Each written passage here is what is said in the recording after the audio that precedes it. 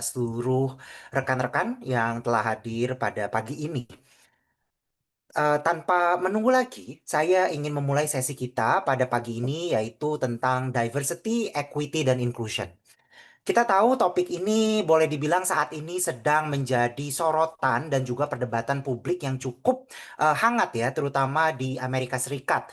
Mengingat bagaimana topik ini dianggap dalam tanda kutip sensitif dan juga dianggap agak bertentangan dengan perspektif dari pemerintah Amerika yang saat ini sedang berkuasa seperti itu ya. Tetapi dari pengamatan saya sejauh ini, walaupun DEI ini boleh dibilang sedang contentious, tetapi kita bisa lihat sebetulnya banyak perusahaan yang tetap menjalankan DEI ini karena memang dianggap merupakan sesuatu yang penting. Mengingat kita sebagai perusahaan pasti memiliki banyak karyawan dan bagaimana kita menjaga harmonisasi, menjaga hubungan baik dan juga menjaga keadilan untuk karyawan. Nah, karena itu memang DEI ini sebetulnya masih dilakukan dengan berbagai macam nama. Ada yang menyebutnya equal opportunity, ada yang menyebutnya diversity of thoughts, ada yang menyebutnya inklusi atau pemberdayaan ekonomi perempuan misalnya. Nah, saya Henry Julius Wijaya. Pada kesempatan pagi ini saya akan mencoba untuk kita sama-sama membongkar ya dan memahami prinsip-prinsip DEI dari fondasinya. Jadi kita tidak hanya membahas tentang DEI cara melaporkannya seperti apa atau cara mengukurnya seperti apa, tetapi justru kita akan melihat kenapa DEI diukur seperti itu atau dilaporkan seperti itu. Karena itulah kita selama 1,5 jam ke depan kita akan melihat konsep dasar dari DEI, kemudian bagaimana DEI dipraktikkan, do's and don'ts-nya, pro and cons-nya, dan juga sampai kita melihat bagaimana kita melaporkan DEI di dalam sustainability report ya, sebagai bagian dari inisiatif ESG kita. Nah, karena sesi ini saya desain secara fluid, jadi saya harapkan rekan-rekan tidak keberatan ketika ada pertanyaan yang langsung muncul. Silahkan bisa langsung ketik di chat atau boleh langsung raise hand ya, sehingga nanti rekan kita bisa memberikan kesempatan untuk langsung menyampaikan pertanyaannya. Satu hal lain yang ingin saya ingatkan pada pagi ini sebelum kita mulai, isu DEI ini lumayan sensitif ya, karena kita akan bicara isu-isu sensitif terkait identitas seseorang yang mungkin secara budaya di Indonesia tidak dalam tanda kutip tidak kompatibel ya. Namun saya harapkan kita semua di sini berpandangan terbuka dan ini merupakan diskusi yang aman di ruang yang aman dan siapapun bisa menyatakan pendapatnya dan kita saling menghormati. Seperti itu ya, rekan-rekan sekalian, kesepakatan kita pada pagi ini. Nah, mungkin kita mulai terlebih dahulu dengan konsep dasar dan foundation dari diversity, equity, dan inclusion tersebut. Jadi apa sih yang mendasari pergerakan dan inisiatif DEI ini? Nah, ada tiga konsep dasar yang sebetulnya menjadi pijakan DEI ini. Yang pertama adalah identitas. Hampir dari kita semua, bukan hampir, malah semua dari kita itu punya identitas. Tidak mungkin kita tidak punya identitas. Saya berdiri di sini, saya punya identitas yaitu laki-laki. Saya sebagai laki-laki, orang Indonesia, dan kebetulan saya memiliki able body, tubuh yang tidak memiliki keterbatasan atau kebutuhan khusus. Itu adalah identitas ya, yang pastinya kita punya. Nah, identitas ini merupakan bukanlah sesuatu yang alamiah begitu saja ya, tapi dia dibentuk oleh nilai sosial dan budaya. Jadi, ketika kita bicara tentang laki-laki, kita akan melihat bahwa, oh, laki-laki itu ternyata harus perkasa, harus jantan, harus pakai warna biru. Perempuan itu harus pakai warna pink, harus lemah lembut. Nah, di dalam identitas itu ada yang namanya norms, ya, konstruksi norma yang ditempelkan kepada identitas kita. Sehingga ketika kita bicara tentang identitas, kita tidak pernah bicara cuman sekedar label yang menempel di kita. Tetapi bagaimana label ini akan berpengaruh pada bagaimana kita bekerja, dipersepsikan oleh orang, dan seterusnya. Sebagai contohnya, misalkan saya sebagai laki-laki ketika saya menangis, tentu saja akan ada persepsi yang harus saya tanggung, yaitu kok laki-laki cengeng ya, misalnya seperti itu. Nah, jadi identitas tidak pernah, bukanlah sesuatu yang netral, tetapi dia terikat pada suatu norma. Nah, nanti kita bisa lihat bagaimana identitas ini menjadi fokus dari DEI karena ternyata ketika identitas ini tidak netral dalam praktiknya banyak orang-orang dengan identitas tertentu yang nantinya dianggap susah untuk naik jabatan atau diterima sehingga adanya program DEI ini harapannya akan mengadres tantangan orang-orang ini dengan identitas khusus ini. Kemudian yang kedua, ketika kita bicara tadi kita bicara identitas, yang kedua adalah kita bicara tentang keterwakilan. Seringkali kita dengar saat kita bicara DEI, yang kita dengar adalah, oh, jumlah perempuan yang ada di level board of director, jumlah teman-teman dengan disabilitas yang bekerja di perusahaan. Nah, dia mencari angka, ya, keterwakilan. Nah, di dalam konsep DEI ini yang paling kuat juga untuk seringkali didiskusikan adalah keterwakilan. Keterwakilan ini dianggap sebagai indikator bagaimana sebuah identitas itu diterima, bagaimana keberagaman itu diukur. Jadi yang dia hitung itu keterwakilan kelompok-kelompok tertentu, misalnya kelompok perempuan, kelompok disabilitas. Nah, ini konsep kedua, yaitu representasi ya, keterwakilan. Nah, konsep ketiga adalah keberagaman itu sendiri, diversity. Nah, diversity ini anggapannya adalah di setiap organisasi tidak mungkin rasanya ya kita punya cuman orang dengan satu identitas, laki-laki semua. Mungkin ada industri yang dominannya laki-laki. Nah, biasanya industri seperti ini kan program DEI-nya justru diarahkan kepada meningkatkan jumlah perempuannya. Jadi harapannya adalah kalau kita perhatikan satu, identitas yang minim terwakilkan, sehingga akhirnya yang perlu dilakukan adalah meningkatkan keterwakilan identitas ini. Sehingga ada program peningkatan jumlah perempuan, misalnya di sektor mining atau batu bara. Nah, inilah tiga konsep yang penting ini ya di dalam DEI, konsep dasarnya. Nah, pertanyaan saya adalah kenapa diversity, keterwakilan, dan identitas ini dianggap penting?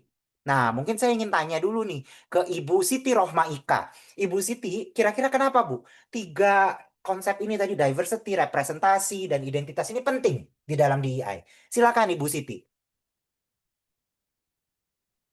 Eh, karena harus ada eh, persamaan hak terhadap Mhm. semua individu ya Pak. Jadi misalnya orang dengan disabilitas itu mempunyai hak untuk eh, mencari penghidupan yang layak atau they deserve for a living gitu.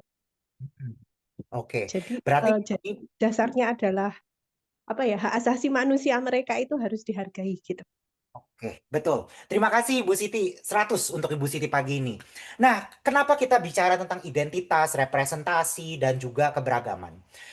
Ketika tadi saya bilang identitas tidak pernah lepas dari norma yang menempel di sana. Tadi misalkan saya sebagai laki-laki ada norma nih, saya harus bekerja keras, saya harus jadi breadwinner, saya harus perkasa. Kalau perempuan itu harus lemah lembut dan seterusnya. Nah, ketika kita paham bahwa identitas itu tidak pernah netral, maka saat kita bicara tentang keberagaman atau identitas, kita bicara tentang social and cultural atau economic system yang lebih besar, yang di mana sistem ini seringkali menghambat laki-laki, perempuan, atau kelompok tertentu. Misalnya saya berikan contoh. Seringkali kita sebagai laki-laki punya privilege. Begitu mudah untuk misalnya kita selesai kerja, pulang ke rumah, duduk, minum kopi, nonton TV, selesai.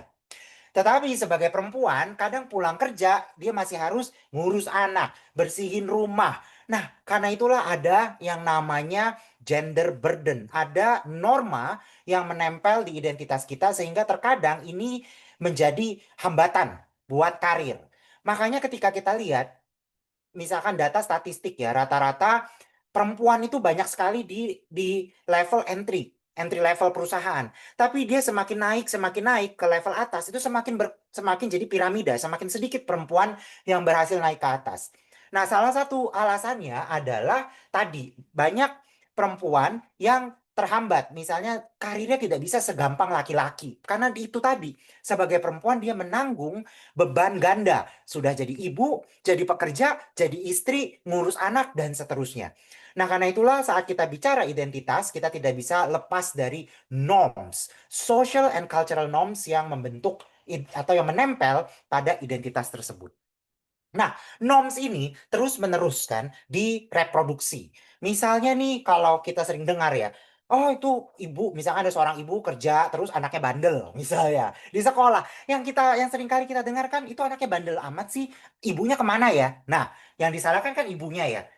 Sebetulnya itu adalah bentuk dari reproduksi social cultural norms ya atau gender. Jadi bagaimana akhirnya beban kerja perempuan ini jadi terus direproduksi, dibiarkan aja ya udah dia memang harus kerja, harus bisa ngurus anak, pokoknya dia harus jadi superwoman. Sementara yang bapak-bapaknya enggak, misalnya seperti itu ya. Nah, ini dia, makanya akhirnya social norms ini selalu direproduksi. Kita nonton TV, kita lihat iklan, yang kita lihat yang nyuci baju perempuan. Jarang banget kita ngelihat yang nyuci baju laki-laki. Padahal nyuci baju, masak, bersihin rumah tidak pernah punya gender, misalnya. Nah, itu dia ya, kita lihat yang poin kedua. Norms ini direproduksi ya, secara sadar ataupun nggak sadar oleh kita dan juga oleh lingkungan sekitar kita. Sehingga yang terjadi adalah adanya ketimpangan, kesusahan, hambatan terkait dengan akses, hak, dan lain-lain. Saya ambil contoh tadi misalkan perempuan ya, ketika dia tadi dapat beban rumah tangga, ya dia susah untuk akhirnya dia bisa fokus ke karir seperti laki-laki. Misalnya, akhirnya dia timpang nih secara karir. Atau kita juga lupa teman-teman dengan disabilitas.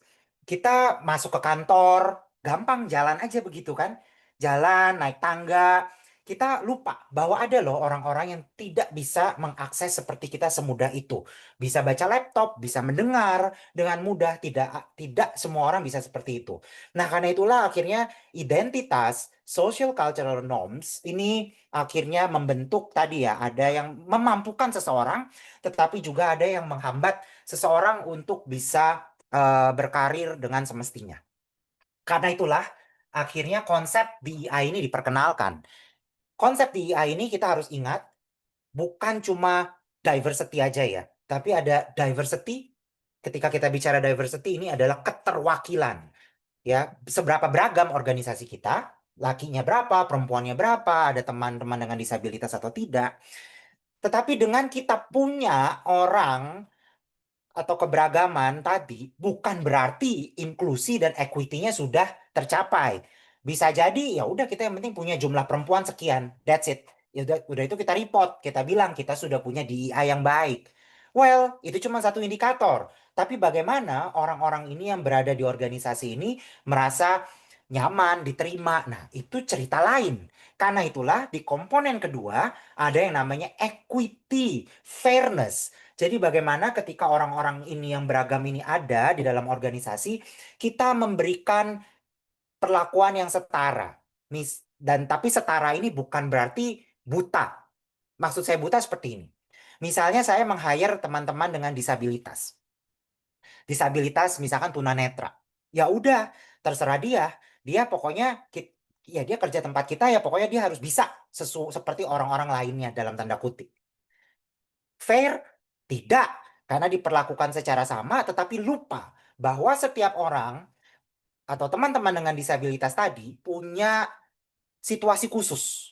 Nah, jadi ketika kita bicara fairness di sini, kita bukan bicara tentang diperlakukan sama, tapi sebetulnya diperlakukan dengan setara dan spesifik sesuai dengan kebutuhannya.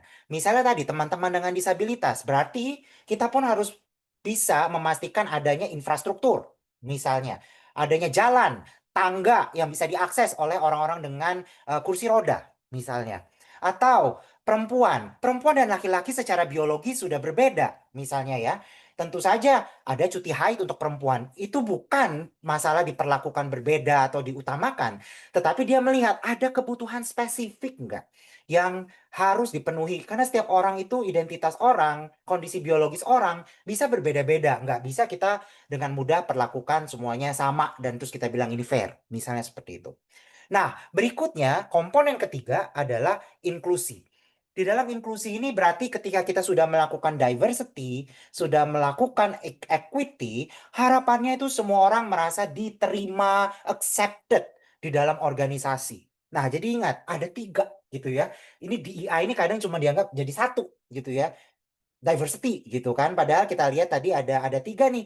Kita udah punya keterwakilan individunya ya kita harus memastikan ada perlakuan yang adil sesuai dengan kebutuhan spesifik dari kelompok tersebut misalnya. DEI ini kemudian menjadi sebuah tren ya, language di dalam dunia bisnis karena harapannya dunia bisnis ini bisa mengadres structural barrier tadi ya, gender norms, social cultural norms tadi yang menghambat orang untuk berkarir. Jadi ya tadi orang-orang dengan disabilitas harapannya dengan DEI perusahaan memberikan lapangan kerja dan fasilitas yang mendukung. Atau untuk perempuan harapannya adalah dengan adanya DEI, perusahaan bisa berkontribusi untuk karirnya. Misalnya dengan program-program mentoring, dengan program work-life balance, remote working, harapannya nanti para perempuan ini bisa berkarir dalam tanda kutip layaknya seperti laki-laki progressionnya ya. Jadi dia membantu membantu kelompok ini perempuan tadi misalnya untuk bisa menghadapi structural barriers, norms tadi sehingga dia bisa eh, juga progressing seperti laki-laki ya. Nah, itu dia konsep dasarnya ya. Konsep dasarnya. Nah, tetapi belakangan ini analisa di AI ini semakin complicated ya, rekan-rekannya. Semakin complicated. Apa itu complicatednya? Nah, ini saya kasih contoh. Jadi sekarang ada mulai istilah yang disebut intersectionality. Saya nggak akan masuk ke dalam perdebatannya di sini, tapi saya akan menjelaskan bahwa intersectionality ini biasanya terkait dengan berbagai identitas yang menempel dalam tubuh kita, sehingga ini membuat kita lebih rentan atau lebih empowered. Misalnya begini, saat saya bilang perempuan, perempuan kan tidak semuanya satu kategori. Ada perempuan plus miskin, ada perempuan plus kaya, ada perempuan plus disabilitas, ada perempuan plus able body. Nah, dengan adanya identitas yang berbeda ini tentu vulnerability-nya akan beda. Ya, jadi misalkan ada perempuan, kita bayangkan misalkan satu perempuan dari kelas sosial ekonomi menengah ke bawah, satu perempuan dari kelas sosial menengah atas. Ketika dia berada di ruang kerja, yang satu bisa membayar babysitter, di rumahnya punya dua babysitter untuk ngurus anak sehingga dia secara karir ya bisa lebih mudah ketimbang perempuan yang satu lagi yang berasal dari kalangan sosial menengah ke bawah misalnya yang memang tidak punya sumber daya untuk meng-hire babysitter. Nah, ini kan beda ya perlakuannya ya apa vulnerability-nya. Nah, karena itulah ada konsep yang namanya intersectionality ini ya untuk melihat bahwa di dalam satu kelompok dengan identitas yang sama ini juga ternyata bisa dipecah lagi nih macam-macam lagi identitasnya perempuan tadi perempuan disabled, perempuan dari sosial ekonomi kelas menengah ke bawah atau menengah menengah ke atas yang seperti itu ya. Nah, itu dia jadi adanya intersectionality. Kemudian yang semakin complicated lagi adalah invisibility of certain identity. Kita kalau di saat ini di mana namanya di AI kita seringkali sekarang bicara tentang neurodivergent. Jadi keberagaman cara berpikir dan sistem saraf kita ya. Makanya ada yang disebut sekarang kan orang berada dalam spektrum. Spektrumnya ada ADHD, ada autis, dan seterusnya ya. Sekarang sebutannya ADHD kan. Dan ini kan berpengaruh nih pada cara orang itu bekerja. Nah, sementara seringkali ketika kita bicara di AI, belum tentu orang tersebut itu tahu bahwa dia memiliki ADHD. Dulu kan kita dibilangnya, waktu saya kecil, istilah ADHD itu kan nggak ada ya. Adanya kita disebutnya dulu, oh anak ibu punya kebutuhan khusus. Saya ingat gitu ya, saya dulu pernah seperti itu. Padahal ternyata begitu dicek ada misalkan orang tersebut ADHD. Nah, ini juga jadi susah gitu ya. Ketika ketika ini nggak semua orang itu aware dengan identitasnya atau dengan isu yang dia hadapi. Contoh kedua dari invisibility ini adalah teman-teman dengan ragam gender minoritas, misalnya teman-teman LGBT. Itu juga kan di sini kan susah diterima. Sehingga ya mereka akan tidak kelihatan. Sehingga kita saat membuat analisa DEI juga susah ketika identitasnya ini tidak kelihatan. Misalnya, kita kan mau tahu sejauh mana orang ini vulnerable. tantangannya apa. Tapi kalau orangnya sendiri hiding, nggak tahu, tidak mau disclose, ini juga susah kan. Nah, jadilah inilah tantangan gitu ya, the invisibility of certain identity. Kemudian Izin Pak Henry, things more complicated lagi, ya. ada pertanyaan di kolom chat Pak. Ya, boleh habis ini ya Bu ya. Saya akan Oke, habiskan slide ini dulu. ya. Oke, kemudian yang berikutnya adalah multi-layered experience. Jadi seperti tadi ya, kita lihat bahwa perempuan pun tidak cuma dari satu kategori saja ya. Ada perempuan tadi perempuan disabled, perempuan abled. Nah, ini membutuhkan analisa kita untuk melihat multi-layered experience-nya dia dan vulnerability-nya dia ya. Bisa jadi perempuan tadi akan lebih, misalkan perempuan dengan kelas menengah, perempuan kelas menengah atas misalnya, bisa jadi dia lebih empowered secara ekonomi. Tapi belum tentu juga nanti secara karir dia bisa langsung progressingnya secepat itu misalnya, karena ternyata misalnya kan suaminya overprotective misalnya. Nah, sehingga akan ada lagi nih conditional yang harus kita lihat ya. Jadi itu dia kenapa DEI ini very much complicated, difficult, dan nggak bisa cuma sekedar ngitung pakai angka. Karena kita masih ngelihat what happened sebetulnya terhadap kelompok-kelompok ini ya di dalam organisasi kita. Nah, saya di sini ada pertanyaan dari Ibu Alia dari Petron Malaysia. Terima kasih banyak Bu Alia. How would you reconcile the mindset of management that the office or employment is do work only and not for employees to bring their whole self? Nah, my answer Bu, actually it's very difficult to separate personal and the work itself, yeah, our personal and the work itself, because we are at work more than we are with our family, right? 8 hours to 10 hours. And also that's why I always say to companies that actually people's home are nowadays is actually work. So what is important is to not talking about work-life balance anymore, but we are talking about integration of work and life. Karena itu, just because of that, then we need to ensure actually employees feel comfortable, yeah, being their own self, because the office has become their home. Jadi itu. So that's what I always propose. We need to think beyond like work-life balance or separation of personal and work life, but we call it integration of work and life. So by using the word integration, we don't see the work and the personal as separate elements, but also more than that, actually, it allows people to manage their time, because it's possible that at work, a person needs to look after their kids, their son, their daughter, right?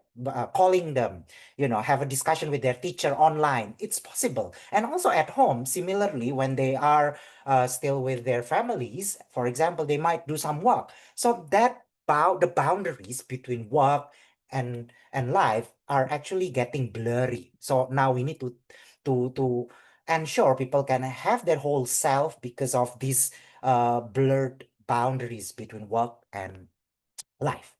Oke, Bu Alia. So, thank you so much. So now, ketika kita bicara tadi ya tentang DEI secara konseptual, maka sekarang saya ingin memberikan satu critical case. Kasusnya seperti ini.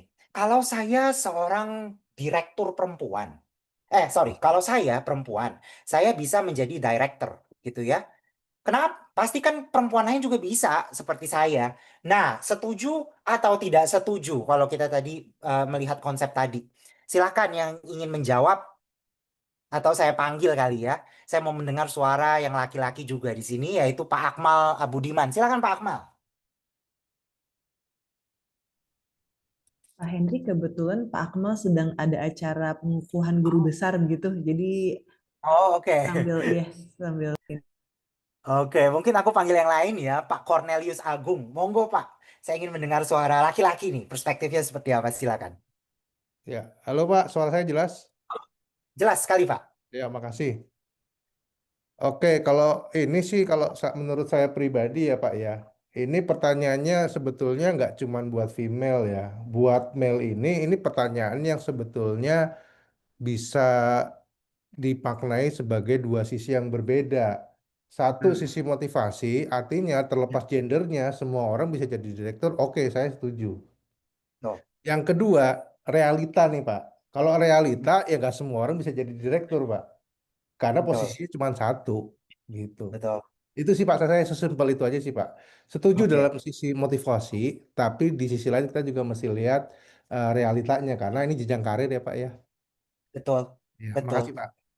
Terima kasih Pak Cornelius dan juga tidak semua orang ya memiliki kesempatan atau dukungan yang sama gitu ya untuk menjadi female director sehingga terkadang ketika saya sering mendengar di beberapa training seminar DEI misalnya kita selalu bilang oh ini ada role modelnya nih dia bisa begini kalian juga bisa belum tentu gitu ya apalagi tadi setiap perempuan setiap laki-laki siapapun itu memiliki tantangannya masing-masing sehingga again ini bukan one size fits all ya. Karena itulah makanya ketika kita bicara di AI yang kita lihat adalah bagaimana kita meng-create lingkungan yang bisa mendukung orang-orang dengan berbagai identitas ini bisa thriving. Ya, itu konsepnya. Bagaimana kita menciptakan lingkungan. It's not only about oh dia bisa begini, kamu pasti bisa. Jadi cuma dikasih motivasi doang gitu. No, but we need to ensure the environment, the system itu bisa membantu mereka untuk progress seperti itu. Nah, ketika kita bicara di EI, biasanya kita bicara tentang indikator. Wah, indikator apa nih yang harus diukur misalnya? Nah, saya berikan contoh di sini. Kita buka laporan sustainability reportnya GoTo ya, tahun 2022. Di sini ada tulisan nih, kesetaraan gender, perempuannya udah 23,53% dari total Dewan Tata Kelola. Di senior level sudah 28,25%. Kemudian kita lihat lagi di sini yang di sebelah kanan ya. Oh, beberapa perempuan di bagian data 19%, di produk desain 51%. Nah, saya ingin bertanya kepada Ibu Griselda. Bu Griselda, kira-kira indikator ini tuh ngomong apa sih tentang DEI di GoTo? Silakan Ibu Griselda. Karena ini hanya data numerikal, Mhm, fokusnya hanya ke representasi, tapi belum ada detailnya untuk equity atau fairness mhm. di antara gender yang ada di perusahaan Goto dan juga inclusionnya seperti apa tuh belum Mhm. jelas dari excerpt report ini. Oke, terima kasih Bu Griselda. Jadi memang saya menggunakan snapshot ini untuk provoking our thoughts ya. Tapi kalau rekan-rekan nanti buka reportnya, sebetulnya ada kok ceritanya bagaimana mereka punya program untuk memastikan inklusi sama equity-nya ya. Nah, tapi dari data ini sebetulnya saya ingin memprovok rekan-rekan untuk wait, kalau melihat angka gitu ya, kita buka report, buka campaign, kita harus lebih skeptis. Kenapa? Karena misalkan seperti ini, kita seringkali bilang, oh karyawan kita nih sudah 50% perempuan. Nah itu kan udah dilamsam, udah dibikin jadi total. Tapi kita nggak pernah tahu 50% ini sebetulnya ada di mana aja ya. Berapa sih yang ada di eh, senior management di compare sama yang ada di entry level? Biasanya nanti kelihatannya ngerucut nih, begini nih. Yang dari bawah banyak, semakin ke atas semakin turun. Itu salah satu trennya. Salah dua trennya adalah kita lihat di sebelah kanan. Begitu dia masuk ke data, engineering, jumlah perempuannya di bawah 20%. Sementara produk desain manajemen di atas 50% atau di atas 30% ya, gede sekali gitu kan di compare sama data dan engineering. Nah, saya ingin bertanya lagi kepada Bu Griselda. Bu Griselda kira-kira kenapa Bu? Kok yang di data dan engineering perempuannya sedikit ya? Eh, Mungkin karena industrinya pada umumnya pun memang male dominated, seperti banyak juga industri lain, tidak hanya data dan engineering. Jadi Mhm, mungkin memang pertama-tama untuk talentnya lebih banyak laki-laki, misal mhm. jadinya itu yang ke hire-nya pun laki-laki.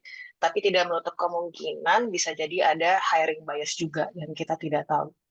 Itu sih kalau Aha. menurut saya. Ya, betul sekali Bu Griselda. Jadi ada beberapa sektor ya seperti teknologi, oil and gas, mining, itu biasanya susah mencari perempuannya. Apalagi kalau udah yang bagiannya teknisi lah gitu kan, yang langsung di field. Biasanya perempuan tuh susah, kata mereka. Pertama susah nyari kandidatnya, eh, karena memang talent poolnya sendiri menurut teman-teman di perusahaan ini memang limited untuk perempuan. Kemudian yang kedua adalah seringkali ini perempuan ini juga kan tadi ya karena ada beban beban gender norms tadi, mereka kan cenderung memikirkan nanti kalau saya turun ke field keluarga saya seperti apa. Nah, seringkali kan seperti itu.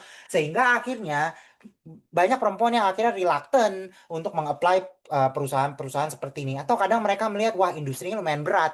Ini industrinya dalam tanda kutip maskulin nih, laki-laki sekali. They don't feel they belong, for example. So again, ada loh ternyata faktor-faktor seperti ini yang akhirnya kenapa kita perlu melihat breakdown angka diversity itu lihat di setiap jabatan dan juga di setiap posisi, kira-kira kenapa ya dia lebih jomplang daripada di posisi lain atau di departemen lain. Nah, karena itulah ketika kita bicara DEI, seringkali kan ketika kita bicara tentang indikator ini, maka angka ini nih, ada perempuan 30%, ada perempuan naik jumlah perempuan naik di engineering misalnya. Itu nggak cuma, angka ini kan nggak muncul begitu saja. Tapi kita perlu ada upaya kan dari bawah untuk meningkatkan jumlah perempuannya. Dan untuk meningkatkan jumlah perempuannya ini kan nggak bisa cuman sekedar, oke kita open, kita pilihkan CV-nya yang perempuan misalnya, atau kita prioritaskan. Kan belum tentu. Karena akhirnya kita tetap akan tadi ya, harus melihat kapasitinya. Kemudian interviewernya seperti apa misalnya. Apakah interviewernya punya bias atau tidak? Tadi yang seperti Bu Griselda bilang ya, karena ada kemungkinan mungkin ada bias juga nih dalam proses rekrutmen. Nah, karena itulah kalau kita lihat ya dari skema apa namanya? Skema diagram ini yang ada di layar, kita bisa lihat ketika kita mau meningkatkan diversity itu saja, sebetulnya dari bawah kita udah harus nyiapin nih supaya terjadi perubahan yang kita inginkan. Jadi mulai dari yang pertama, interviewernya. Kadangkala kita harus mastiin ada perempuan, ada laki-laki. Jangan begitu masuk ke interview panel semuanya laki-laki misalnya. Jadi nggak ada perspektifnya nih, perspektif perempuannya misalnya. Kemudian juga kita harus memulai memikirkan apakah nih para laki-laki dan perempuannya ini kita training nih supaya mereka saat menginterview janganlah bertanya seperti kenapa Anda belum menikah, kenapa atau berapa anak Anda, nanti anak Anda seperti apa kalau Anda kerja. Ini kan pertanyaan-pertanyaan seperti ini dalam tanda kutip terkadang keluar juga gitu kan di dalam interview. Yang sebetulnya seharusnya tidak boleh pertanyaan ini keluar kan ini kan berarti sudah move apa terlalu jauh gitu ya ke kehidupan personal dan kadangkala uh, ini jadi deterrent gitu loh buat perempuan ya, terutama yang sudah berkeluarga. Jadi merasa kok saya dipertanyakan seperti ini sementara kok rekan saya yang laki-laki tidak, misalnya seperti itu. Nah, jadi itu dia tadi ya. Berarti kita mesti mikir nih dari pipeline-nya nih dari depan, dari proses rekrutmen, proses onboarding, interview, onboarding dan seterusnya ya. Berarti di AI ini kan bukan cuma sekadar angka, tapi bagaimana mengubah angka ini kita harus siapkan dari depan nih, dari pintu masuk rekrutmen nih, dari interview dan seterusnya, dari seleksi CV juga. Seperti itu ya rekan-rekan. Nah, kemudian berikutnya, ketika kita menilai indikator DEI tadi dengan angka, baik atau tidak. Nah, saya ingin bertanya kepada Ibu Yulia Andriani. Ibu Yulia, kira-kira kalau menurut Ibu, apakah mengukur DEI dengan persentase itu atau angka keterwakilan perempuan dan laki-laki itu sudah baik, Bu? Kira-kira, Bu Yulia silakan. Bu Yulia Andriani.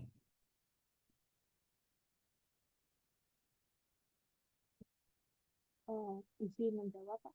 Ya. Kalau misalnya terkait dengan data yang tadi sudah ditunjukkan dari PPT sebelumnya itu, seharusnya indikatornya tidak cuma hanya itu saja sih terkait dengan persentase dari jumlah pria dan wanita yang berada di tiap section di tiap levelnya manajemen, tapi juga ada hal-hal lainnya seperti mungkin kualitas SDM-nya atau yang sebagainya yang mungkin tidak bisa dinilai begitu saja ketika kita melihat mungkin secara pertama kalinya ketika kita melakukan interview kepada personalnya seperti itu.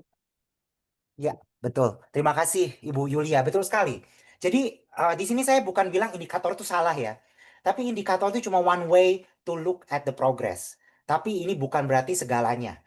Jadi indikator itu mempermudah kita untuk mengukur. Jadi ada yang bisa diukur.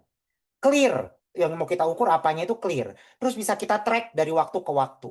Tetapi kelemahannya adalah indikator ini bukan berarti bisa mengcapture angka ini bisa mengcapture semua praktik DEI kita di perusahaan, ya. Karena kan DEI tadi bukan cuma D, tapi ada I, ada E, ada I-nya. Kemudian juga data ini seringkali bisa data itu kan sebetulnya harus diinterpretasi. Misalnya kita punya perempuan 20% di engineering, 50% di project management. Nah, angka itu kan tidak ngomong apa-apa, dia cuma ngomong ada jumlahnya segini. Tapi kenapa angka tersebut bisa seperti itu butuh interpretasi kita kan. Karena kan sebetulnya masalahnya kan tadi kita harus menemukan kenapa angkanya seperti ini gitu kan. Karena itu butuh interpretasi. Jadi angka itu cuman ngasih signal, tapi untuk melihat why dan how-nya kita harus keluar dari angka itu, melakukan interpretasi dan analisa. Kemudian berikutnya, indikator ini juga kan tergantung pada data quality-nya ya. Ini pengalaman saya terkadang ketika saya bicara dengan HR gitu ya, ada beberapa kasus di mana HR-nya sendiri datanya antara holding sama subsidiaries bisa beda-beda gitu kan. Nah, there is a problem kan di situ related to data quality. Nah, gitu. Nah, karena itulah saya ingin mengajak rekan-rekan untuk kita setiap kali bicara tentang DEI atau melihat indikator, kita harus berpikir atau menganalisa indikator itu lebih jauh. Misalnya yang pertama, ketika kita lihat tadi di GoTo report, dia kan fokusnya kepada gender diversity-nya ya, perempuan dan laki-laki dan juga usia ya. Tadi kalau teman-teman rekan-rekan lihat. Nah, kita harus bisa bertanya, kenapa dia mau fokus ke kedua identitas ini, laki-laki dan perempuan dan usia.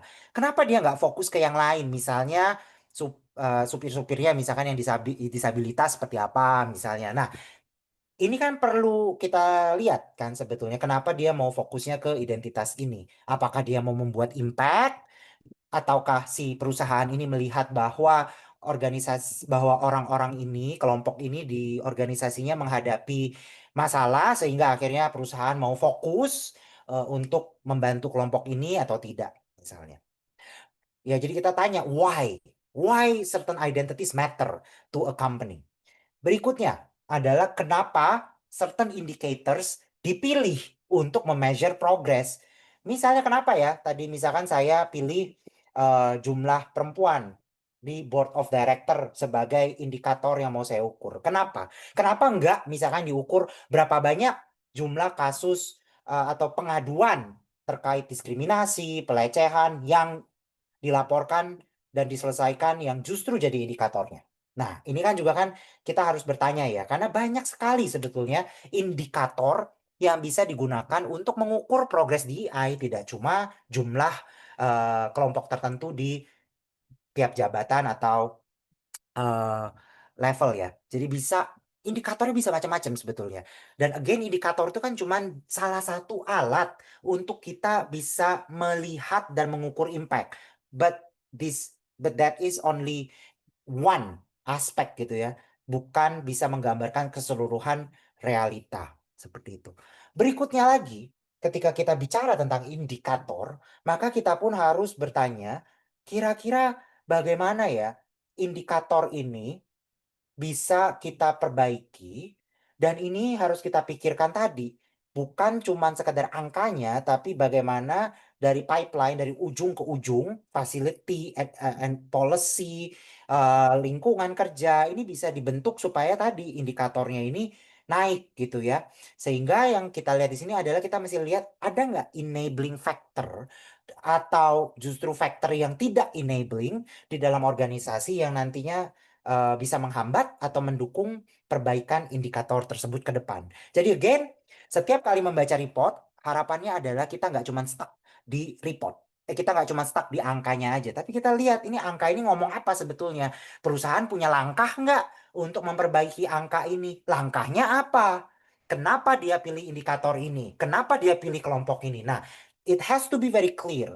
Karena kalau enggak, biasanya takutnya ini cuma menjadi yang penting ada. Kita kan nggak mau ya punya DEI cuman yang penting ada ya. Kita kan pengen DEI itu embedded ke dalam kebutuhan organisasi dan kebutuhan karyawannya itu sendiri. Jangan sampai cuma buat branding. Nah, saya ingin berikan kasus kedua. Kasus keduanya adalah di sini, oh, saya sebuah perusahaan. Saya bilang saya sudah punya 45% perempuan di seluruh perusahaan. Ini berarti kita sudah mencapai kesetaraan gender dan DEI yang baik. Nah, ini kasusnya seperti ini. Saya ingin bertanya kepada Ibu Niar Azria. Ibu Niar, kira-kira kasusnya seperti ini, bagaimana pendapat Ibu? Your take, Bu. Monggo, Bu Niar. Ya, Bu Niar Azria. Oke. Mungkin Bu Niar sedang eh, tidak di lokasi atau belum bisa menjawab. Mungkin saya tanya kepada Bapak Hari Lunardi ya. Pak Hari, kira-kira bagaimana menurut Bapak pandangan Bapak dengan kasus ini, ungkapan ini? Baik, Pak Henry, salam kenal. Salam kenal, Pak. Ya, menurut pendapat saya bahwa seperti tadi sudah diuraikan, ini kan hanya data, Pak, just a data. Jadi bahwa kalau sebuah company mengklaim bahwa ya kami sudah punya 45% dari eh, karyawan wanita. Hmm. Tapi kita juga harus berpikir di posisi mana, ya. Hmm. Karena kebetulan saya pensiunan dari pabrik tekstil. Hmm. Di dunia tekstil itu, ini maaf rekan-rekan yang wanita ini justru berada di tingkatan di produksi, Pak. Ya, Betul. di di mesin-mesin, di pertenunan dan lain sebagainya. Sementara di level yang di manajemen itu ya maaf saja ini lebih banyak eh, prianya begitu. Jadi ya kita Ya, harus berhati-hati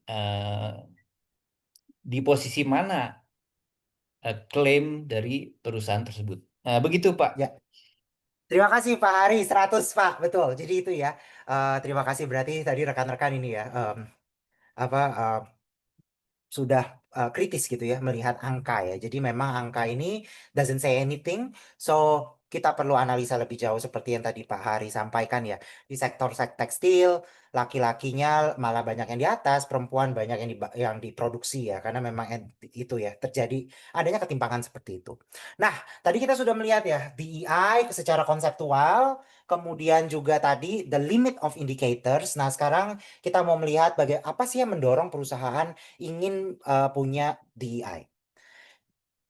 Sebetulnya ketika kita buka laporan konsultasi konsultan manapun ya, kita udahlah nggak kekurangan contoh kasus atau bukti ya bahwa DEI itu penting buat bisnis.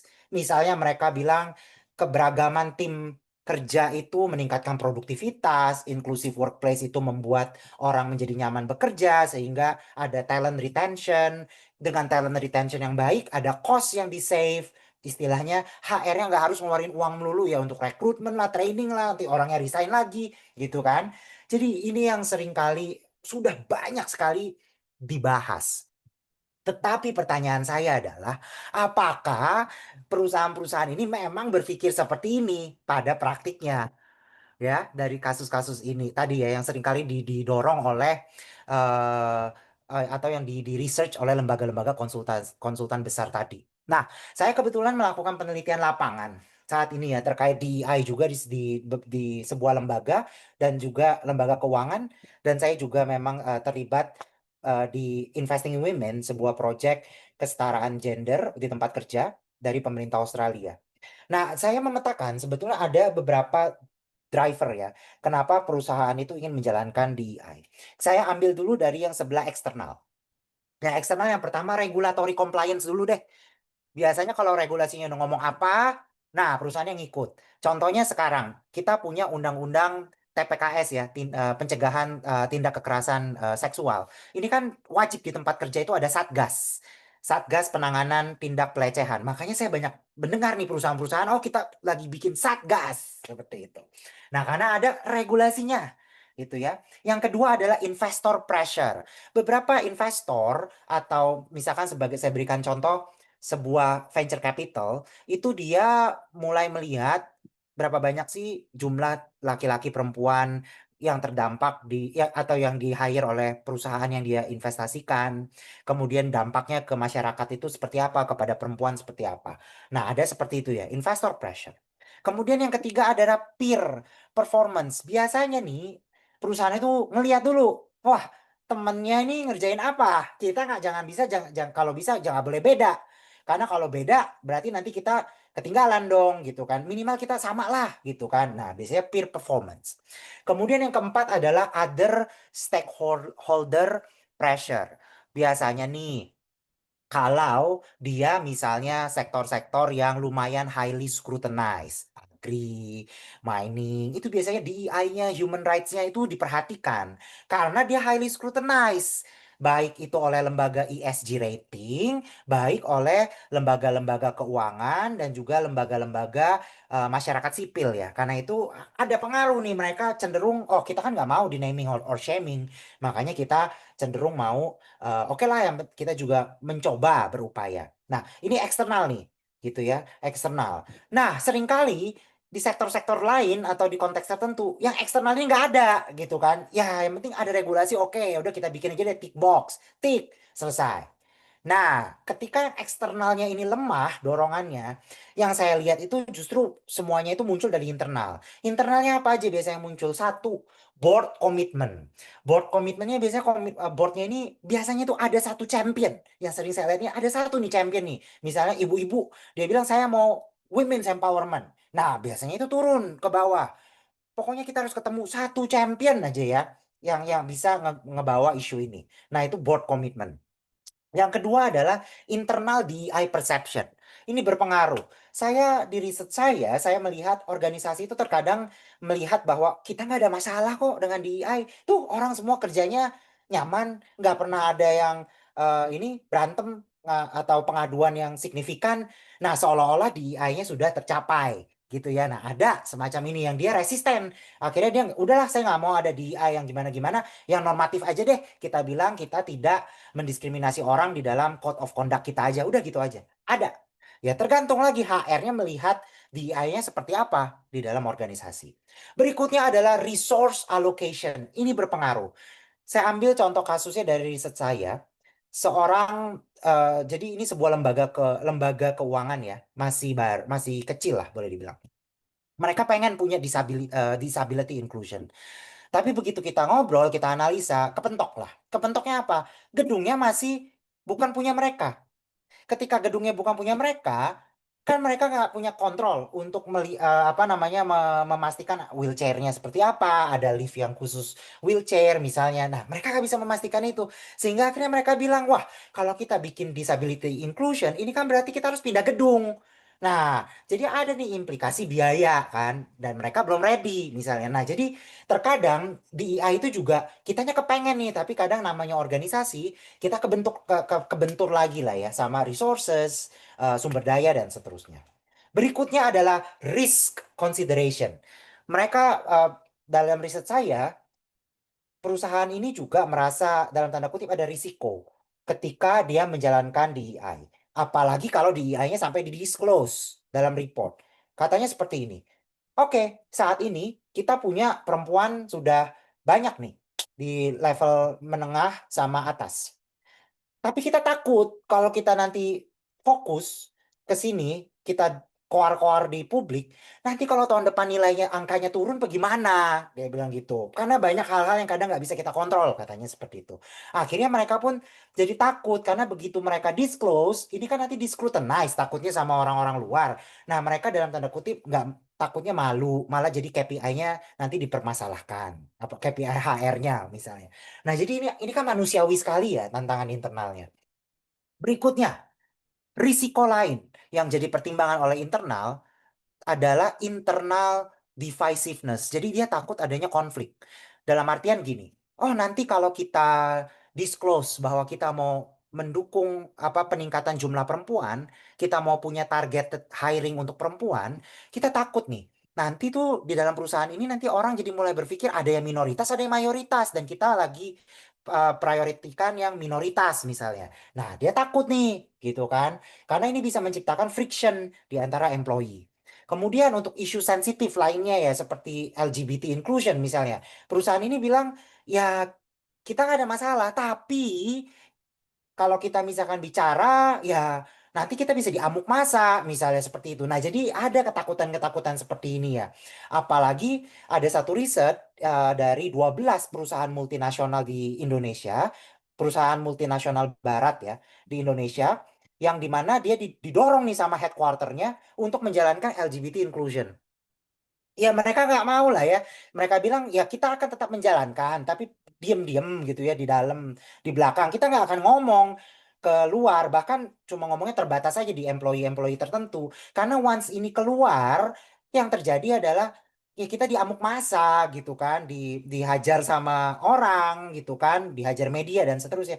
Jadi ada pertimbangan-pertimbangan ini ya, karena again di ini isunya karena terkait erat ya dengan local norms gitu ya, sehingga ini tuh bisa sensitif gitu ya. Jadi perusahaan pun harus strategik nih, hati-hati dia mana yang mau dia fokuskan dan dia disclose, mana yang dia mau fokus tapi dia nggak mau disclose gitu kan. Jadi karena yang saya lihat sekarang dari riset saya adalah tidak mendisclose bukan berarti tidak melakukan apapun kan. Hanya dia memilih untuk tidak mendisclose karena risikonya terlalu besar.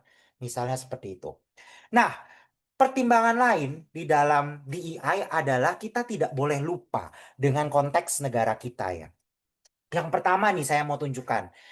Kita itu dulu punya larangan yang namanya SARA. Kita tidak boleh berbicara suku, ras, agama, dan antar golongan ya. Dan ini kan walaupun dulu enforce-nya di masa pemerintahan Orde Baru, tapi kan sampai sekarang kata-kata ini kan SARA ini kan sensitivitasnya masih ke bawah ya sampai sekarang. Kita pun seringkali melihat di mana-mana dilarang bicara tentang SARA atau yang menyinggung SARA.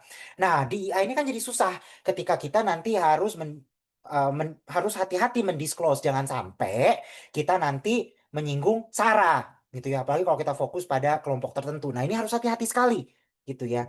Makanya banyak sekali sebetulnya yang terkait dengan SARA perusahaan tidak menghitung atau tidak mendisclose atau tidak sengaja gitu ya punya program seperti ini gitu ya. Karena ini agak dangerous gitu ya.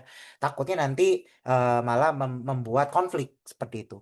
Kemudian yang berikutnya adalah adanya tantangan terhadap privacy. Saat kita mau mengukur indikator, ini kan kita perlu nanya orangnya ya, kamu punya disabilitas nggak? Kamu punya apa nggak? Misalnya gitu kan. Kalau laki perempuan memang kelihatan misalkan dari KTP. Tapi begitu masuk ke isu lain, isu tadi minoritas gender gitu kan, minoritas gender dan seksual, kemudian orang-orang dengan disabilitas yang invisible, ini kan kita mesti bertanya sehingga akan ada challenge terhadap privacy. Nggak semua karyawan mau terbuka gitu kan. Nah, ini juga challenges gitu ya. Nah, jadi dari sini saya selalu mengingatkan, ketika kita mau mengambil data, mau mengukur suatu DI, tolong kita pikirkan dulu untuk tujuan apa datanya diambil. Jadi jangan cuma ngambil data, kita nggak paham resikonya, kita nggak paham ketidaknyamanan karyawan, dan kita pun nggak tahu datanya untuk dipakai untuk apa gitu kan. Jadi dari awal we need to be very clear. Kenapa kita mau mencoba mengambil data atau mengukur data dari identitas ini? What's the problem that we need to solve? Jadi nggak bisa cuman ambil data, terus ternyata malah jadi backlash untuk organisasi kita dan karyawannya. Nah, di sini saya ingin menjawab ya pertanyaan dari Bapak atau Ibu atau Saudara Aji Kurnia Rauf. Bagaimana proses konkret bagi sebuah perusahaan untuk menerjemahkan kerangka kerja di AI global agar menjadi efektif dan bermakna dalam konteks Indonesia, terutama saat menangani isu-isu sensitif di mana pengungkapan kepada publik mungkin tidak dapat dilakukan. Nah, jadi untuk Ibu, Bapak, atau Saudara Aji di sini, saya biasanya akan melihat gini. Ini kan proses sertifikasi ya. So, kita penuhi proses sertifikasinya yang diminta apa, tapi kan ini kan kita nggak harus disclose keluar. Ya, apa yang kita berikan kepada si lembaga sertifikasinya ini kita tidak perlu disclose keluar. Sehingga harusnya kita dalam tanda kutip memanage resikonya dengan baik lah. Kemudian yang kedua, terkadang standar global ini kan ini namanya standar gitu ya. Kadang kan dia nggak melihat local context. Saya biasanya argue balik. Misalnya ketika ada topik identitas, mohon maaf ini ya rekan-rekan, misalnya non-binary. Kita di admin kita kan belum ada non-binary. Akan susah gitu kan. Dan kita juga tidak mau memaksa orang untuk mengaku bahwa dia non-binary misalnya. Karena mungkin buat dia itu beresiko untuk ngomong seperti itu.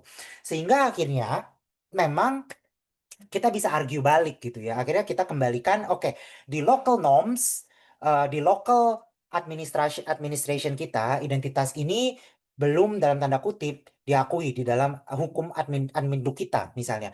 Tetapi perusahaan berkomitmen punya policy ini loh, kita tetap menjamin perlindungan semua orang di EI terlepas dari apapun identitasnya dan juga jadi ya terlepas dari apapun identitasnya kan berarti bisa apa aja kan? Seperti itu. Jadi biasanya seperti itu saya cobanya ya. Dan tidak mendisclose ini kepada publik, terutama yang isu sensitif, karena ini nanti takutnya malah jadi bumerang buat organisasi dan karyawannya sendiri. Gitu ya. Karena again prinsip kita di sini adalah do no harm.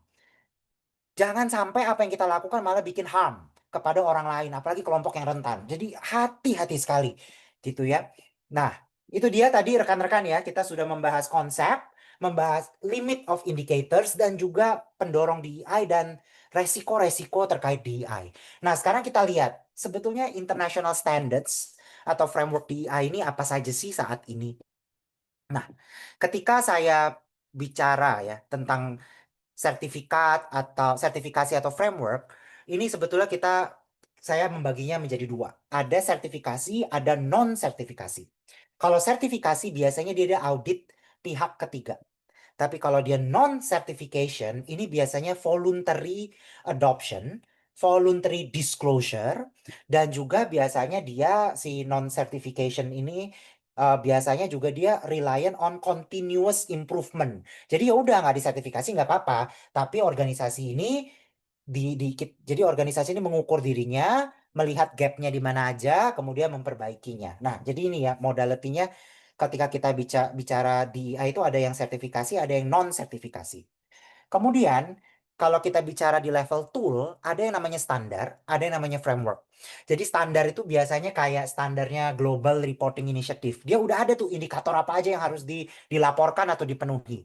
Tapi kalau framework ini biasanya adalah guiding principle. Misalnya UN Women Empowerment Principle, guiding principle ini sebagai framework. Dia cuma bilang bisnis harus memperhatikan HAM misalnya. Jadi dia cuma principle base ya, guiding principle. Jadi nggak sampai ke indikatornya apa sih gitu. Kalau dia standar, dia biasanya sampai ke indikatornya apa sih yang harus diukur gitu ya. Nah ini dia, berbagai standar atau framework terkait DEI. Jadi kita nggak usah pusing tentang standar atau framework. Di sini saya akan jelaskan saja secara singkat ya. Di level sertifikasi itu ada yang namanya H certification. Nah, H certification ini adalah sertifikasi khusus DEI global. Tentu saja berbayar dan ada third party auditnya. Kemudian ISO juga ada ya DEI-nya. Kemudian juga ada Better Work. Better Work ini dari ILO. Better Work ini dia lebih luas, nggak cuma DEI, tapi kondisi kerja di supply chain. Karena memang dia melihatnya frameworknya adalah human rights sama labor ya. Hak-hak pekerja. DEI itu salah satu komponennya. Jadi dia lebih luas. Nah ini semua ada third party auditnya ya.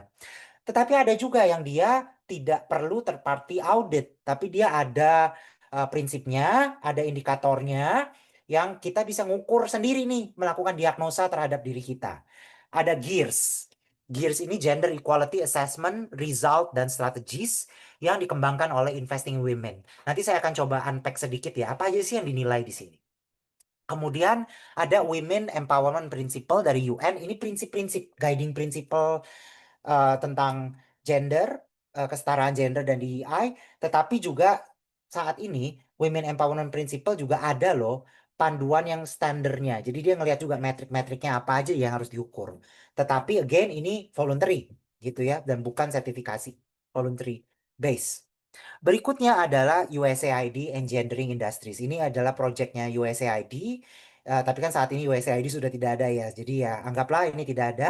Mungkin tidak ada lagi sekarang. Tapi ini dulu buat sektor-sektor energi, yang sektor-sektor maskulin. Jadi bagaimana organisasi itu bisa memperbaiki DEI-nya. Nah, kalau sudah ada sertifikasi dan non-sertifikasi, biasa kan perusahaan nih kalau udah mengikuti ini, harus di-report hasilnya. Nah, kalau reporting itu biasanya kita tahu ada GRI, ada IFRS, kemudian di beberapa negara, misalnya saya ambil contoh Australia, di Australia itu ada yang namanya Workplace Gender Equality Report ya. Jadi perusahaan yang punya karyawan 100 atau lebih itu wajib melapor tentang kesetaraan gender dan DEI-nya kepada pemerintah. Itu sudah wajib. Baru-baru ini untuk masalah reporting kita akan bertemu dengan yang namanya TISFD. Jadi kalau di climate teman-teman ESG ya, di climate kita kenal TCFD kan, Task Force for Climate Related Financial Disclosure. Nah, saat ini akan ada Task Force for Social Inequality Related Financial Disclosure. Jadi akan ada juga tuh kayak TCFD tapi ini untuk isu sosial. Ya, jadi ada DEI-nya, ada human rights-nya dan seterusnya. So it will continue ya. Reporting ini akan continue seperti itu. Nah, kira-kira kalau kita lihat apa saja sih yang di measure di sini. Nah, saya berikan di sini ya contoh.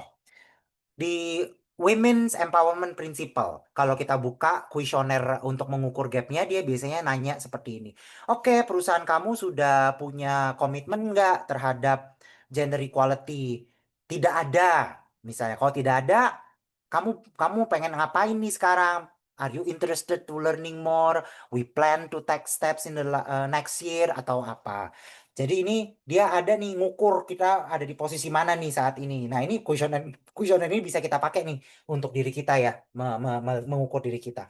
Nah age, certification. Nah ini dia nih yang dia ukur nih. Contohnya adalah perusahaannya punya nggak gender gap assessment, pay gap assessment. Nah seperti itu. Biasanya kalau kita bilang kita ada, nah ya tunjukin gender pay gap-nya seperti apa. Terus kita kalau ada nggak misalkan ditanya lagi di sini kasus gender pay gap ini kita punya nggak corrective measure-nya. Jadi kalau kita ada problem terkait DEI bukan berarti kan langsung serta-merta kita jelek gitu kan. Biasanya kan yang ditanya itu oleh lembaga sertifikasi atau di dalam reporting sebetulnya yang harus kita tunjukin kan adalah apakah kita melakukan corrective measure ya. Jadi kalau ada masalah, ada risk ya how have we address it? Itu kan biasanya. Kita punya safeguardingnya nggak? Kita punya langkah-langkahnya nggak? Itu kan. Jadi jangan takut sebetulnya. Yang penting kan kita continuous improvement. Nah, kalau di Workplace Gender Equality Agency di Australia ini loh yang dia minta kita ukur itu ada poin-poinnya A, B, C, D. Nah, itu nanti kita jawab. Apakah kita punya gender equality policy? Punya. Oke, poinnya 1 gitu. Nanti kita lihat poin kita berapa sih gitu dari total indikator itu. Jadi kita bisa tahu ya gap-gapnya kita itu seperti apa dan apa yang kita belum punya. Nah, saya ingin bertanya nih sekarang satu kasus lagi ya kepada ibu atau bapak atau kakak Sadida ya. Kak Sadida, kalau ada kasus seperti ini, sebuah perusahaan bilang kita sudah menerima sertifikasi DEI, berarti kita sudah equal, semuanya sudah baik. Kira-kira menurut Kak Sadida seperti apa nih? Bagaimana nih tanggapannya terhadap ungkapan ini?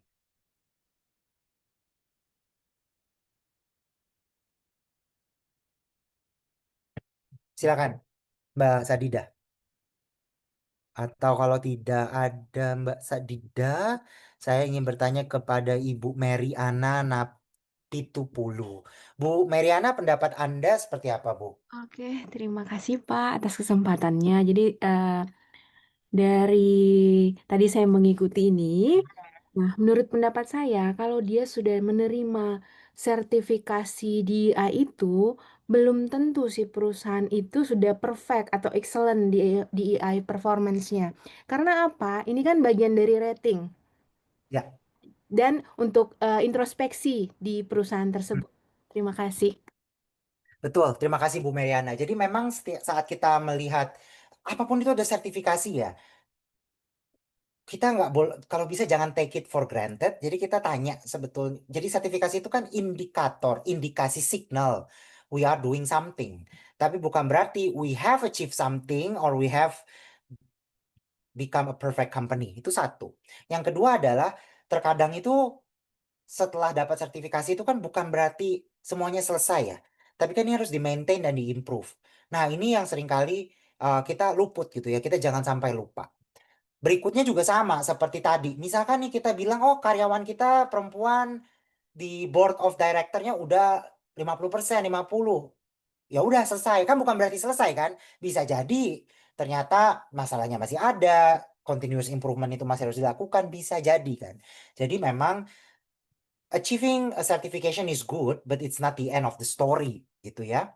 Nah, di Indonesia sendiri, inilah biasanya yang dihadapi ya. Kalau kita mau DEI certification. Pertama, resource-nya. Harganya mahal. Udah gitu, pasti butuh orang. Karena kan HR-nya harus nyiapin data, karyawannya harus siap di interview, harus siap didatengin untuk inspeksi. Jadi nggak mudah, nggak murah.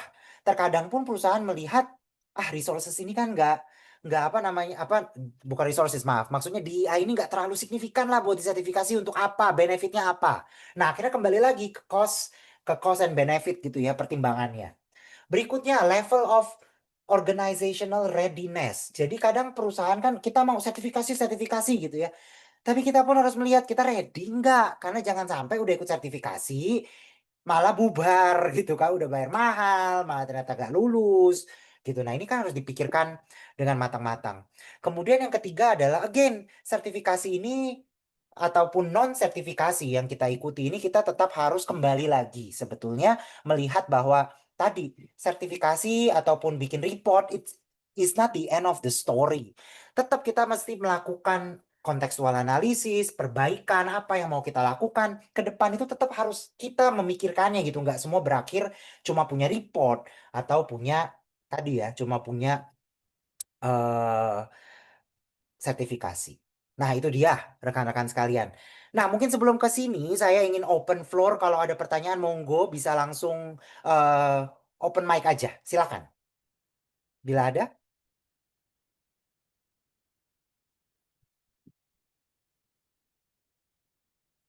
Ada?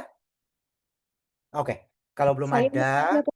oke ya Saya silakan. mau tanya, Ya, eh, terima kasih atas kesempatan yang diberikan. Gini Pak, karena profesi saya itu juga dosen ya Pak. Terus ya. pada saat eh, untuk melihat efektivitas suatu perusahaan itu dalam mengimplementasikan DEA-nya, itu kalau dari dokumen itu kan sangat susah ya Pak. Maksudnya eh, mereka itu hanya menjabarkan seperti yang Bapak bilang tadi gitu. Kalau dia tidak disclose bukan berarti dia itu tidak mengimplementasikan gitu. Nah, eh, untuk maksudnya untuk level-level riset yang kita rely on eh, GRI disclosure atau sustainability disclosure itu terus seperti apa, Pak? Maksudnya akan bagaimana bentuknya gitu? Apakah kita kan di situ hanya ada angka gitu, Pak? Terima kasih Baik. atas penjelasannya. Terima kasih Ibu. Maaf, namanya siapa Bu? Saya nggak melihat screen-nya. Oh, ya. Siti Rohmahika, Pak, yang tadi dapat Oh, Ibu Siti. pertanyaan nomor 1. Ya, terima kasih Bu Siti untuk pertanyaannya, bagus sekali ya. Jadi again, uh, saya juga kebetulan kan sedang studi gitu ya Bu ya, melihat juga sustainability report. Nah, seringkali kan sustainability report ini normatif ya, tadi disclosure ya. Kadang itu kalau nggak angka statement, tapi statementnya ini berbunga-bunga. Kami tidak membeda-bedakan orang berdasarkan identitasnya. Itu kan it doesn't say anything gitu ya. Sehingga memang susah menurut saya itu meresearch hanya melihat dengan disclosure. Jadi yang saya lakukan adalah saya biasanya prefer qualitative method ya. Saya lihat dia ngomong apa, kemudian biasanya in-depth interview. Saya akan coba in-depth interview kepada si tadi perusahaannya ya, yang membuat reportnya atau konsultannya. Kenapa mereka menulis seperti ini? Dan sebetulnya ada nggak gap antara yang ditulis dengan yang tidak ditulis? Dan why this gap ada? Itu yang pertama, Bu. Yang kedua, saya karena saya mungkin backgroundnya adalah ilmu sosial murni ya. Jadi saya memang cenderung tuh saya suka dengan etnografi ya. Jadi saya saat ini di lembaga keuangan yang tadi saya ceritakan, saya melakukan etnografi. Jadi saya seperti antropolog, saya masuk ke organisasinya ya udah saya lihat selama 6 bulan. Tiap hari saya lihat praktiknya seperti apa ya. Si A ngomong ini, si B ngomong ini gitu. Jadi kelihatan sebetulnya dinamikanya seperti apa.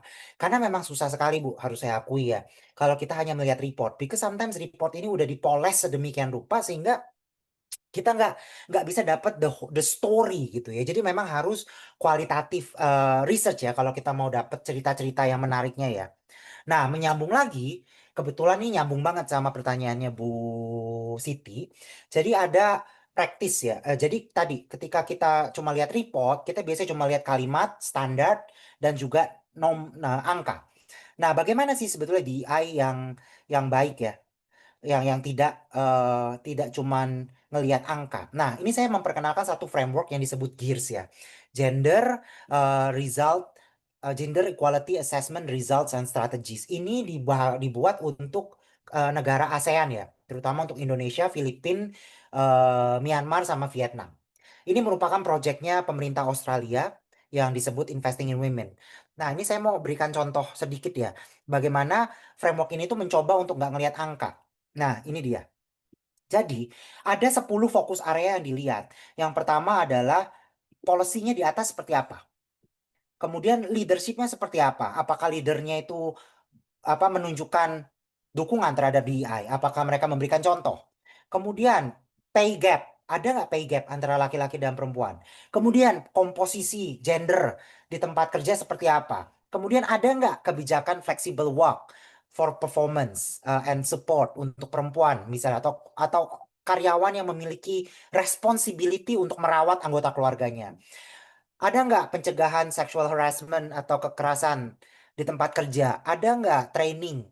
Bagaimana kebijakan training, rekrutmen, sampai ke talent management. Jadi misalkan kalau dia mau sukses, kita ada nggak program membangun suksesi ya dari bawah ke atas gitu ya untuk karyawan kita. Nah ini semua dilihat, dia mencoba melihat tidak cuma angka, tapi mulai dari kebijakan, berapa banyak kebijakan itu dilakukan oleh perusahaan dan karyawannya, karena seringkali ada kebijakan. Oh, kita punya flexible work arrangement, tapi yang ngambil berapa? Ada yang ngambil nggak? Terkadang kan karyawan juga takut mau ngambil, karena kalau nanti ngambil dibilang males, dibilang apa katanya cari-cari alasan, kan ada ya ketakutan-ketakutan seperti itu. Nah, framework ini mencoba ngeliat itu semua gitu ya. Nanti eh, kalau rekan-rekan tertarik nanti bisa saya berikan kontaknya. Nah, di sini tuh dia akan melihat banyak line ya. Line yang dilihat di setiap fokus ini nggak cuma ada policy, tapi policy ini dijalankan seperti apa. Berapa banyak yang tadi karyawan yang tahu policy ini, berapa banyak karyawan yang menggunakan policy ini. Itu semua dicari. Nah, berikutnya di Gears Assessment ini dia juga memasukkan 3 topik optional ya. Ini dipilih optional karena isunya sensitif dan tidak semua organisasi sudah ready. Misalkan tadi ada yang untuk fokus area 11 untuk teman-teman dengan disabilitas, fokus area 12 untuk LGBT, fokus ke-13 untuk gender di dalam supply chain. Jadi kita ngelihat sampai di supply chain-nya seperti apa nih, nggak cuman di organisasinya. Nah ini dia adalah gears ya. Jadi tadi Bu, akhirnya yang harus kita lakukan adalah ya sebisa mungkin kita mencoba mengcapture ini semua ya.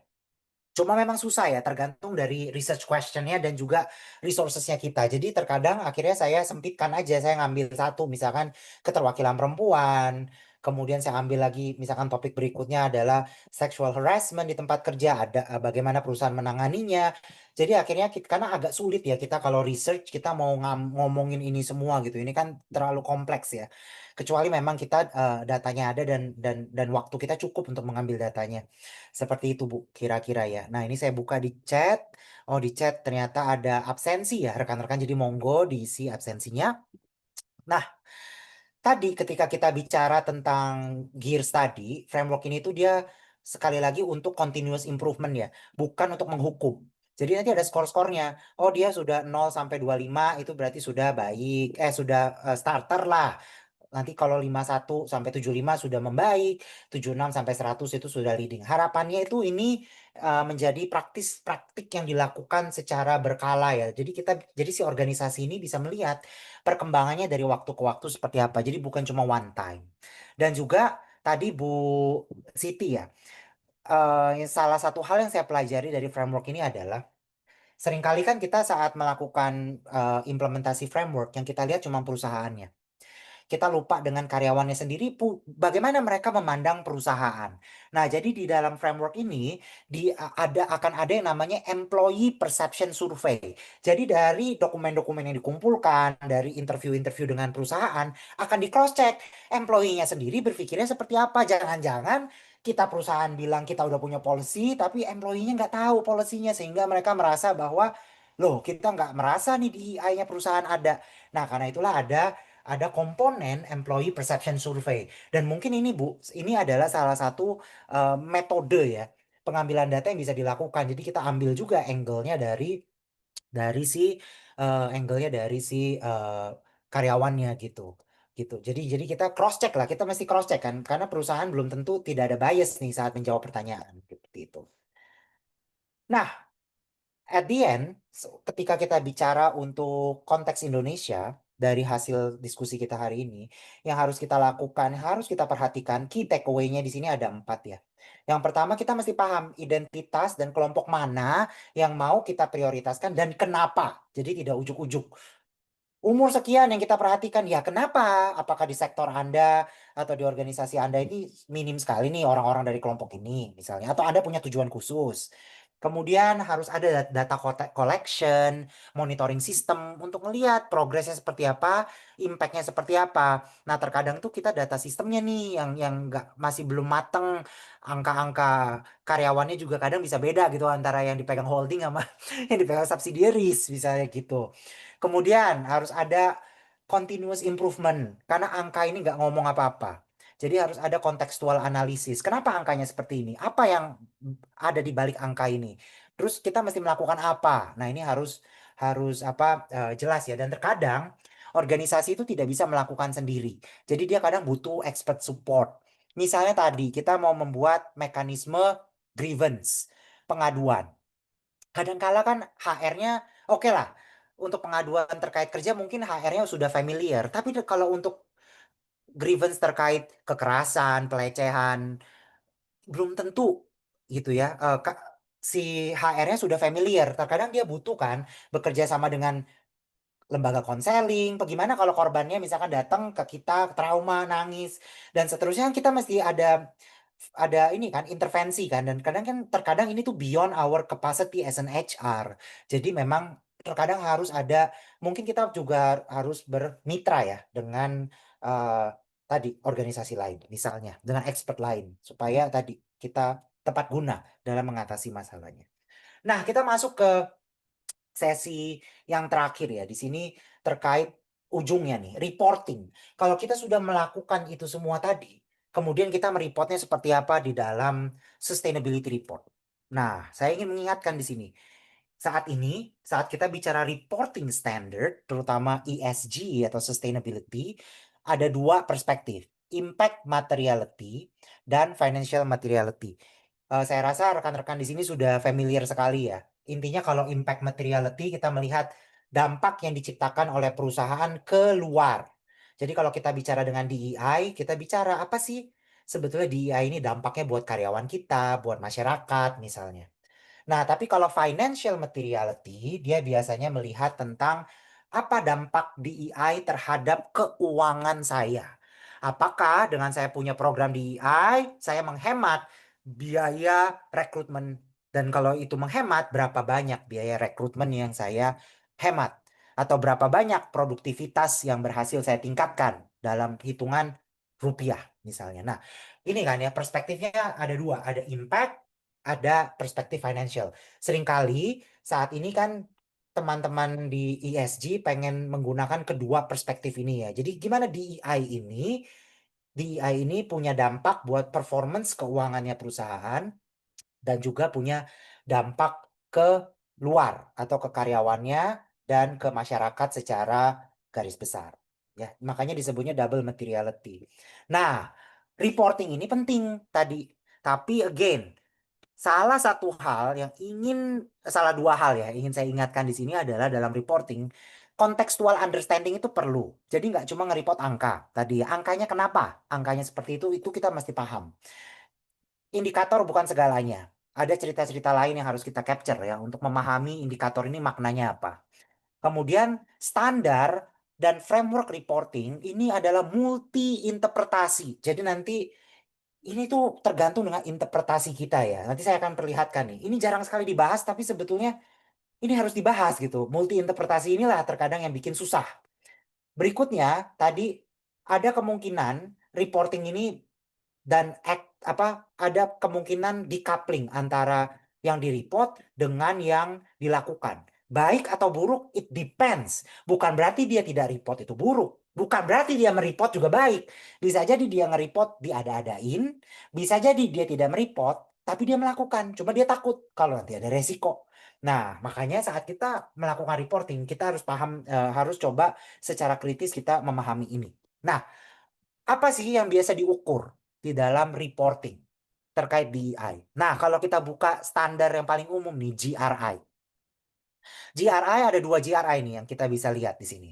GRI 405-1 keberagaman keberagaman badan tata kelola dan karyawan. Jadi di sini kita lihat di poin A, persentase individual dalam organisasi badan tata kelola dibagi berdasarkan gender, umur, dan other indicators of diversity where relevant. Berikutnya adalah 406-1 incident of discrimination dan corrective actions taken. Berapa jumlah insiden? Nah, untuk bisa melapor ini berarti kan kita harus ada enablernya, harus ada kondisinya, kita harus punya data. Kita harus bisa memonitor insiden-insiden diskriminasi. Kalau kita nggak ada sistemnya, mana mungkin kita bisa melapor ini, ya kan? Sehingga reporting ini bukan cuma sekedar report nih, kita mesti mikir dari sistemnya sendiri. Dan hati-hati, terkadang tidak ada insiden diskriminasi bukan berarti itu bagus. Kenapa? Nah, saya ingin tanya nih kepada Ibu Alia ya. Bu Alia, kira-kira nih, misalkan perusahaan bilang tidak ada insiden diskriminasi atau kekerasan atau pelecehan di perusahaan, misalnya seperti itu. Apakah ini automatically bagus berarti? Silakan Bu Alia. Sebenarnya tak, sebab mungkin company itu tak ada apa-apa sistem untuk track incident discrimination. Betul. Betul sekali Bu Alia, 100, benar sekali. Bisa jadi itu, bisa jadi yang kedua adalah orang-orangnya nggak mau ngelapor, takut. Karena kalau dia tak ngelapor nanti katanya, waduh nanti takutnya nanti perpetratornya misalnya menyerang balik, retaliate. Ada hal-hal ketakutan seperti itu kan? Atau dia takut nanti kalau kasusnya tersebar, nama baiknya rusak, kenyamanan kerjanya terganggu. Jadi sekali lagi tidak ada insiden bukan berarti that's 100% good gitu ya. Kita harus terus bertanya kenapa angkanya kenapa bisa 0 atau jangan-jangan tadi ya ada faktor X lainnya. Berikutnya, kita pun jangan sampai lupa bahwa terkadang begini, perusahaannya baru membuat grievance mechanism. Terus tiba-tiba di laporannya ada 100 kasus terlaporkan. Saya tiba-tiba nih, dia lapor ada 100 kasus terlaporkan. Saya ingin bertanya lagi ke Bu Alia, apakah ini berarti buruk, Bu?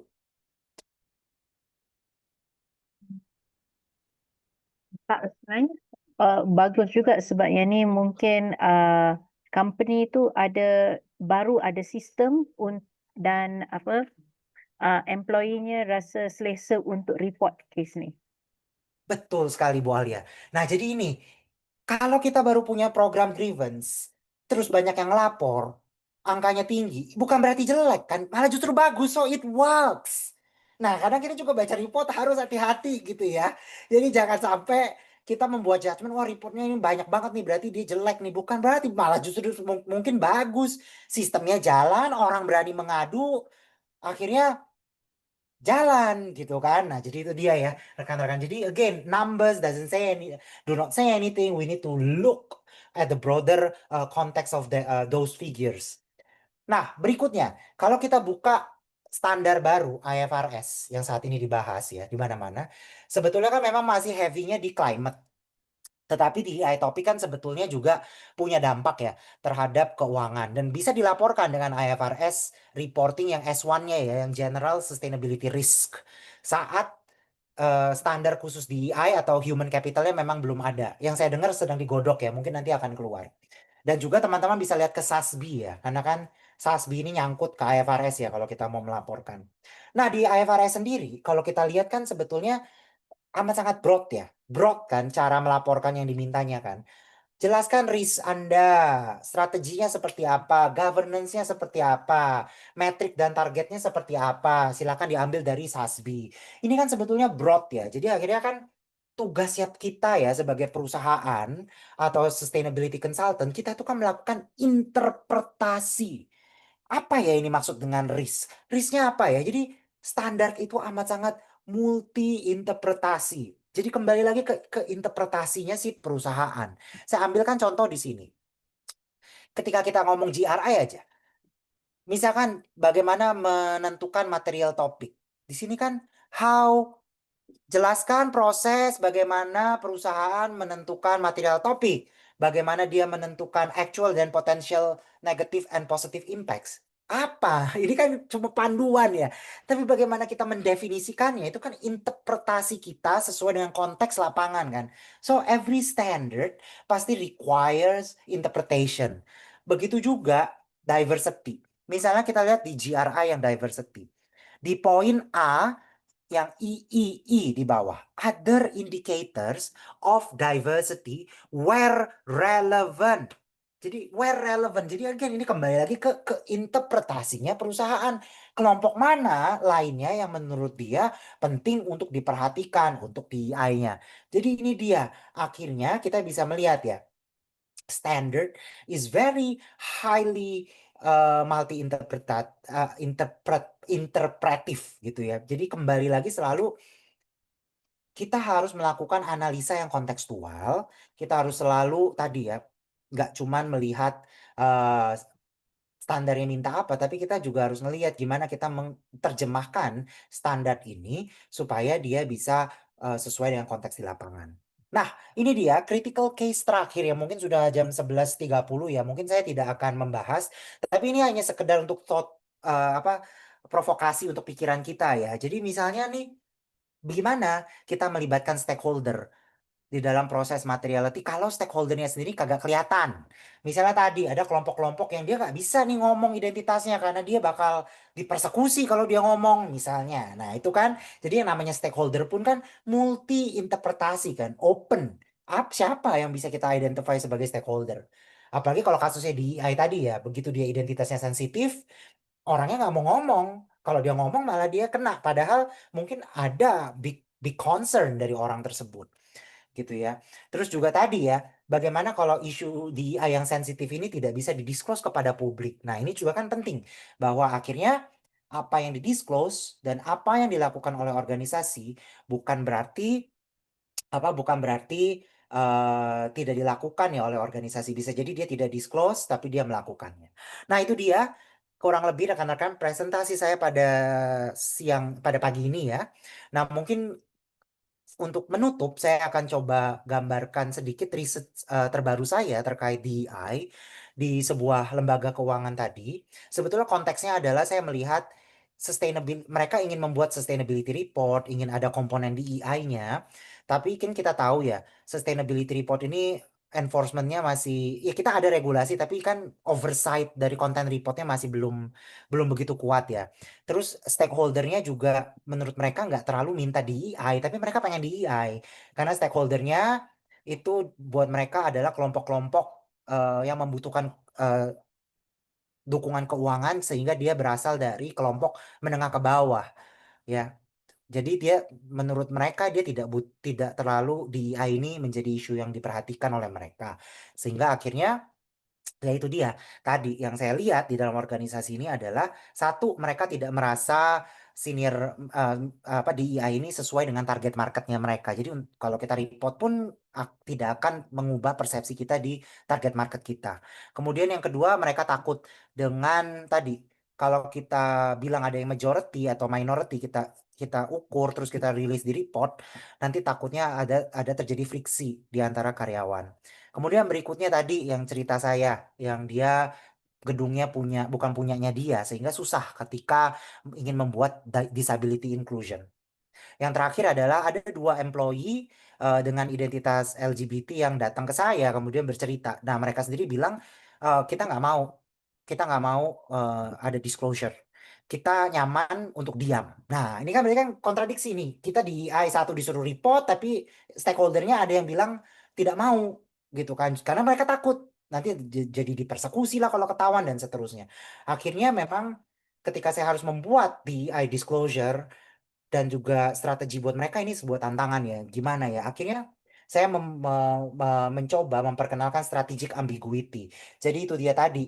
Akhirnya saya membuat disclosure yang normatif. Ya tadi yang akhirnya pakai bahasa-bahasa yang umum ya.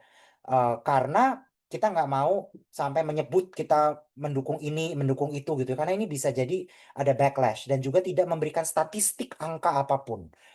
Karena kita takut nanti ada resiko. Tapi kita tetap melakukan hal tersebut di dalam organisasi. Kita bilang kita menerima semua orang, kita tidak cawe-cawe kehidupan pribadi orang selama ya semua orang profesional lah di tempat kerja. Seperti itu rekan-rekan sekalian.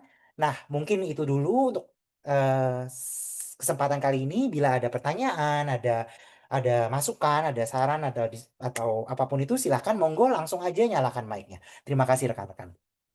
Ya, baik. Terima kasih Pak Henry untuk sharing sessionnya.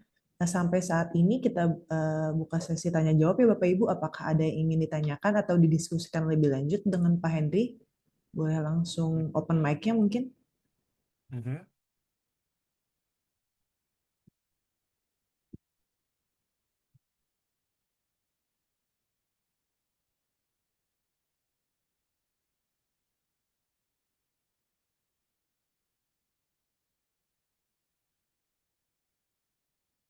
Anything terkait DEI atau tidak terkait DEI juga boleh kali ya. Ya, atau tentang GRI Bapak Ibu, karena kebetulan Pak Henry pernah jadi manajernya begitu. Ini ada raise hand dari Pak Faiz Sujidi, boleh silakan Bapak. Oke, sip. Thank you, Mas Henry. Makasih banyak. Paparannya insightful banget nih. Cuman mungkin aku tadi agak skip juga ya. Tadi kan sempat di awal juga sempat disinggung soal male dominated industry ya. Nah, sebenarnya saat ini saya lagi di Tripatra. Tripatra kebetulan juga male dominated industry sekali. Memang itu benar tadi gitu, tantangannya untuk mencapai keberagaman data diversity itu ya ada requirement dari klien lah dan project dan lain-lain. Sebenarnya kalau untuk bikin program atau inisiatifnya sih sudah ada gitu, untuk melihat bagaimana berdampak apa enggak, kita coba pakai indikator-indikator yang ya di JRI juga pasti kita comply gitu ya. Cuman sebenarnya in practical tuh pengen tanya, apa sih sebenarnya bisa dilakukan benar-benar, oh ini memang praktik DEI ini praktik memang untuk mencapai meningkatkan si keberagaman itu. Jadi nggak cuman ya kita pengen menghindari bias atau greenwashing segala macam juga sih sebenarnya. Itu cuma apakah cukup dengan indikator-indikator yang sudah ada sekarang atau apa ya inisiatif-inisiatif yang inovatif yang bisa kita coba generate gitu. Itu sih mungkin Mas. Ya. Thank you. Terima kasih. Terima kasih Pak Faiz. Mungkin kalau tadi kan kita bicara DEI ini bisa berbagai angle ya Pak ya, dari berbagai indikator. Tapi kalau tadi saya dengar dari cerita Bapak, karena perusahaan Bapak kan male dominated ya. Jadi mungkin fokusnya lebih ke meningkatkan jumlah perempuan kali ya Pak ya. Mungkin itu dulu kali ya Pak ya, pintu masuknya, angle-nya ya Pak. Nah, mungkin Pak yang perlu diketahui Pak, kan pasti di dalam perusahaan Bapak itu sudah ada karyawan perempuannya ya. Mungkin bisa ditanya sebetulnya kan mereka itu mau bekerja di Triparta ini kenapa gitu ya?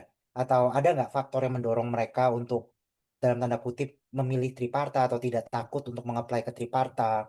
Latar belakang pendidikannya seperti apa dan seterusnya ya. Jadi kita supaya tahu sebetulnya apa ya yang membuat orang mau masuk ke tempat kita perempuan dan apa yang nantinya bisa kita lakukan saat kita mau meningkatkan jumlah perempuan. Karena bisa jadi ada persepsi misalkan, oh di perusahaan ini mungkin nanti kerjanya berat lah, terus harus pulang malam dan seterusnya. Mungkin ada persepsi-persepsi seperti itu ya. Sehingga ketika nanti kita ketemu ada persepsi seperti itu, ada masalah seperti itu. Nanti di saat kita membuat job advertisement itu mulai kita bahasakan, kita bilang bahwa female candidates are encouraged to apply, terus kita berikan oh di kantor kita ini ada benefitnya ini, bisa work remotely, bisa apa dan seterusnya, sehingga itu bisa meningkatkan atraktivitas ya si perusahaan ya. Tapi again saya nggak punya answer yang formulaic gitu ya untuk masalah ini, karena kita mesti ngelihat lagi sebetulnya tadi kita mesti ngelihat di perusahaan bapak ini karyawan perempuan ini kenapa memilih kerja di tempat bapak. Terus apa yang bisa bapak offer untuk karyawan perempuannya. Eh, Misalkan kalau ada ketakutan tadi kerja pulang malam lah dan seterusnya, nah itu nanti kan bisa kita bantu, bisa nanti dimunculkan di job advertisement atau di program-program perusahaan sehingga orang karyawan perempuan akan lebih tertarik untuk bekerja di tempat bapak. Mungkin itu ya kalau kita ambil angle-nya, kita ambil dulu dari jumlah keterwakilan ya. But then tentu saja tadi kan banyak lagi komponen-komponen lainnya ya, mulai dari policy, training, mentoring, itu nanti itu the other other stories lah gitu ya, Pak. Iya, setuju sih Mas. Soalnya kalau misalkan kita kayak talking sustainability terus ngomongin soal peers benchmarking gitu ya, ke industri lain mungkin angkanya diversity and tripartite itu jauh daripada teman-teman yang misalnya di FMCG atau di industri yang lain. Cuman memang untuk dapetin angka segitu untuk di male dominated sangatlah pencapaian gitu. Terus mungkin itu juga kali ya Mas, kalau misalkan untuk apa namanya, untuk function-nya gitu. Gimana sih kita bisa smoothing the proses dari mungkin top down dari manajemen komitmennya itu buat ke bawah-bawahnya itu bisa tersampaikan dengan baik, khususnya soal DE ini. Karena kalau misalkan di tempat kan memang kita masih fokus pasti nomor satu itu tentang safety gitu ya. Ya ada kalanya itu memang utama dan paling baik, cuman kadang-kadang jadi ngebias ke elemen-elemen lain gitu. Yang elemen-elemen lain tanda kutip jadi seperti tertinggal. Ya, terima kasih Pak Faiz. Jadi again Pak, jadi kembali lagi kita mau melakukan DEI untuk apa gitu ya Pak ya. Nah kalau tadi saya lihat dari Bapak sih sebetulnya ada komitmen dan juga dari komitmen kitanya juga ya. Dan juga ada dorongan ya dari project-project ya. Jadi sebetulnya ini harusnya material kan. Dari something yang material di antara topik-topik ESG lainnya. Memang saran saya sih selalu harus ada board of dari atas sih. Satu orang aja, pokoknya harus ada championnya Pak. Kalau enggak itu susah jalannya Pak ke bawah, karena teman-teman sendiri yang di bawah kan, yang di middle management misalnya merasa kalau kalau ini bukan KPI-nya kan susah juga ya mau mau bisa ngejalanin ya, dikasih power kan. Intinya kan harus dikasih power dan juga itu bisa jadi perhitungan sebagai performance-nya dia. Intinya gitulah. Ini kan manusiawi ya. Orang kerja kan ya pengen pengen punya, pengen dianggap lah ya, diapresiasi gitu ya dengan KPI, gak cuma kerja sukarela lah ya. Jadi memang itu Pak, kadang kita harus ini juga Pak. Yang saya lihat adalah anything terkait ESG termasuk DEI ini juga nggak bisa lepas dari organizational behavior lah. Ya kayak tadi kita mau ngomong ESG sampai berbusa-busa juga kalau karyawannya merasa ini bukan KPI-nya dia, terus ini nggak diapresiasi atau nggak dikasih power ya dia juga nggak akan mau ngerjain. Buat apa nama-namain kerjaan aja kan. Jadi memang selalu kalau bisa dari atas, dari atasnya, kemudian orang ini punya KPI, ada apresiasinya. Jadi nggak cuma ngelihat ini sebagai beban kerja tambahan gitu Pak. Kalau nggak, wah susah sih saya lihat ya, ketika dia nggak ada daya ungkit dari atasnya gitu.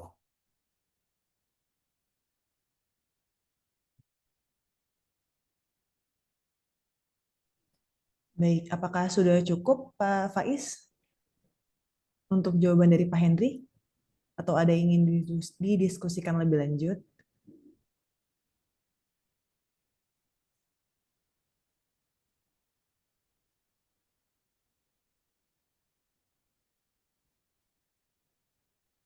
Baik, sepertinya sudah ya Pak Faiz.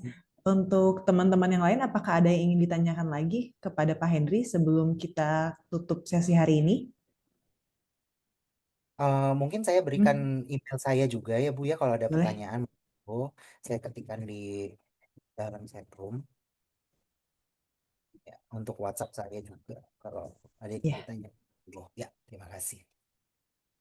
Ini untuk informasi kontak Pak Henry juga sudah ada di slides-nya Bapak Ibu ya, dan slides-nya sudah di-share di di kolom chat dan nanti juga akan di-emailkan bersama dengan sertifikat kehadiran begitu.